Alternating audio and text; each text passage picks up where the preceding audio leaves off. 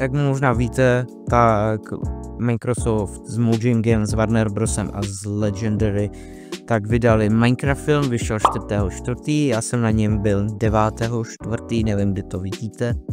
A chtěl bych nějaké pár poznatků k tomu říct, takže pokud jste to neviděli, tak tady budou nějaké spoilery.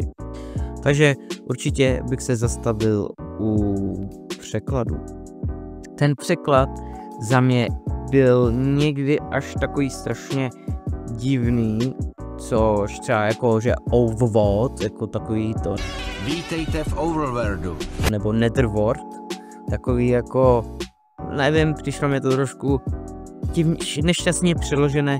Pak ještě mi dostala místo prostě slime block, kostka slizu, mohl být to blok aspoň, nebo vesnice Midport, což je strašně divný.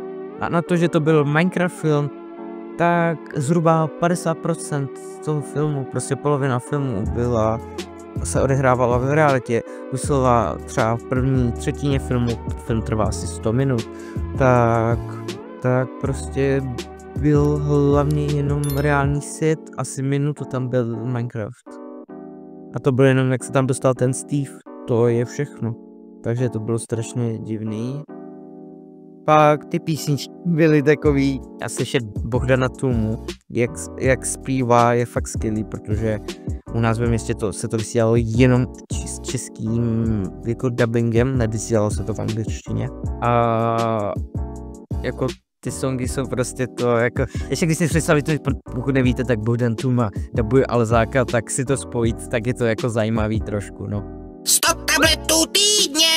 Co dál, tak se mi líbilo, že tam byl prostě nezmíněný. Prostě byl tam odkaz na Technoblade, že tam šlo jako prase s korunou prostě a ten malej kluk, nevím, jestli se jmenoval Henry, něco takového, tak se ptal, jestli je to král a Steve mu odpověděl, že to je legenda, což za mě tohle Microsoftu se povedlo, za to vydávám paleček.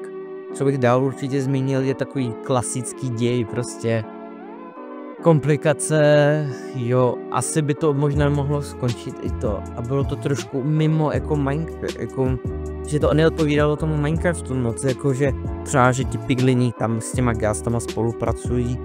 Jako za mě ten děj tak jako pokulhával, byl takový strašně obyčejný, bych to nazval. Já vím, že je to těžký natočit, točilo se to na Novém Zélandu, takže co bych tomu ještě řekl?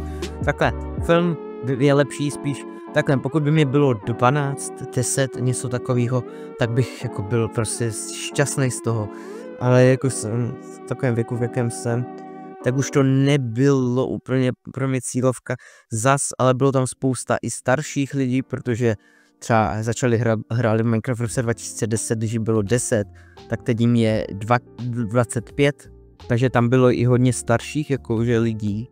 A mladých tam bylo docela dost, jako, ale nebylo to za stoj, protože mladou generaci, co si bude už moc Minecraft nezajímá, můžete mi napsat do komentářů, jestli vás Minecraft zajímá, jestli ho hrajete a podobně, protože upřímně Minecraft poslední dobou prostě ani ty updaty vydává tak retardovaně a budou vycházet teď každý 4 rok, jako prostě nová verze nebo nový update prostě. Minecraft The Live bude 2x do roka.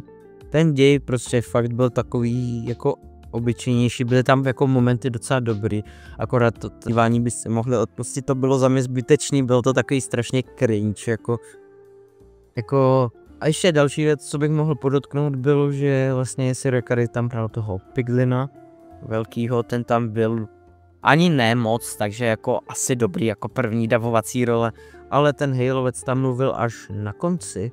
A to bylo až, oni začali titulky, oni se žení začali samozřejmě bavit. A teprve až pak tam naskočil okno s tím villagerem, jako s tím Nifritem. To je debil.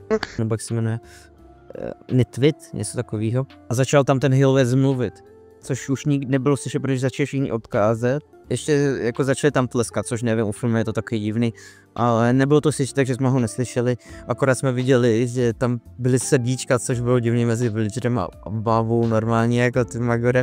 My jsme si jako s Andym, Elmatem a s Raidou počkali až do konce filmu, až do konce titulků, což se vyplatilo, protože tam byl ještě po titulkách easter egg, kde Steve přišel do toho vlastně jeho baráku v realitě a byla tam Alex nastěhovaná, takže to a byl tam nakonec i ten v českém znění tam bylo napsané a bylo tam prostě ten Syracuse s Halovcem, ta Halovec tam střihl hodně malou jako roli, ten je teda větší na to, že Halovec byl první, kdo se ptal, teda mohl tam být i Gameřík, příště bylo by to asi lepší, kdyby tam bylo spíš někdo víc OG, kdyby se někde ještě něco takového chystalo, ale je to prý třetí nejúspěšnější film od Warner Brosu, což se asi ani nedivím. Tak my se ještě podíváme na ČSFD, protože je to taky kontroverzní film.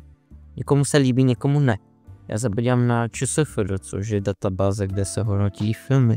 Tak má 61%, kleslo to ze 70 nějaký, když jsem se díval pár dní dozadu. Za mě je málo Minecraftu. Na to, že to byl Minecraft film, tak polovina nebyla Minecraftu, což je docela, no jako je to prostě smíšené, ale nakonec čekal jsem to horší a bylo to docela nakonec dobrý, na poměry Microsoftu byl to jako dobrý. Mohlo to jít horší, neříkám, je to prostě těžké na natočení, akorát spousta těch prvků neodpovídala jako tomu Minecraftu, jak to tak prostě je. Já doufám, že sám takováhle, recenze filmu spíš podotknutí nedostatků líbila, pokud ano, budu rád odběroš či lajkoš a uvidíme se u dalšího, třeba i nějaké filmové recenze. Zdarec.